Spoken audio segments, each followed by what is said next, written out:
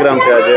આજે અમરેલી અબ્દુલ્લા બિન અબ્બાસ પ્રાથમિક શાળામાં અમે બાળકો માટે એક આનંદ મેળાનો પ્રોગ્રામ રાખેલો હતો. આ મેળાની અંદર અવનવી વેરાયટીઓ બાળકો પોતપોતાની રીતે બનાવી અને સ્ટોલ બનાવી અને વેચાણ કરે છે, જેથી વેચવામાં એ લોકોને ખ્યાલ આવે ધંધા રોજગારનું પણ, અને ગામ લોકો આમાં વધારેમાં વધારે આવી અને બાળકોને પ્રોત્સાહિત કરે તેવી અમારી સર્વોને નમ્ર ગુજારિશ છે.